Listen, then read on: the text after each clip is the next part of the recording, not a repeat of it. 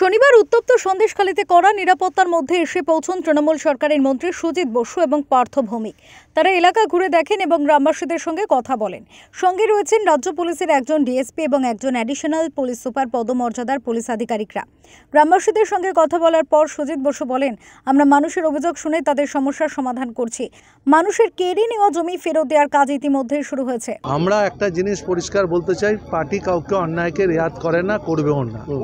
যা যা অভিযোগ ইতিমধ্যে পাওয়া গেছে সেই অভিযোগগুলো আমরা নিশ্চয়ই সেগুলো উত্তর দিচ্ছি।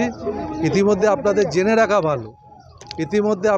রাখা ভালো প্রায় 250টার কাছাকাছি আমাদের কাছে অভিযোগ এসছে। সেই অভিযোগের প্রায় 150-র মতো এনকোয়ারি হয়ে গেছে, 100-র মতো আমরা সমাধান করে দিয়েছি। নিশ্চয়ই তাদের মধ্যে খেলার মাঠ রেস্টোরেশন করে দিয়েছি আমরা। যা যা অভিযোগ মানুষ করেছিল সেই অভিযোগের ভিত্তিতে যা যা আমাদের কাছে অভিযোগ পেয়েছি আমরা সেটা ডিস্ট্রিক্ট ম্যাজিস্ট্রেটের কাছে পাঠিয়েছি, পুলিশকে পাঠিয়েছি। ইতিমধ্যে আপনারা জেনে রাখলে খুশি হবেন যে 100 জনের মতো মানুষকে সেগুলো রেস্টোরেশন, সেগুলো জমি টমি রেস্টোরেশন, খেলার মাঠ এগুলো রেস্টোরেশন করে দেওয়া আছে। আর যদি অভিযোগ কিছু থাকে সেগুলো দেখা হবে।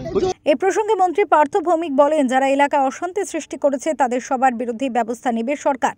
অলরেডি ওকে অনেক আগেই সরিয়ে অজিতদাকে দায়িত্ব দেওয়া হয়েছে।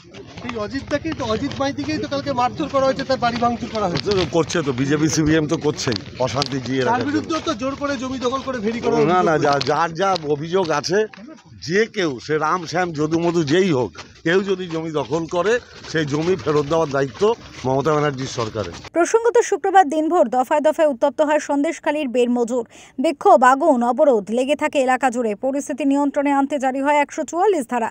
সন্ধ্যায় মোড়ে মোড়ে সিসি ক্যামেরা বসায় পুলিশ। তাই শনিবার সকাল থেকে নিরাপত্তার বেষ্টনীতে মুড়ে ফেলা হয়েছে সন্দেশখালী।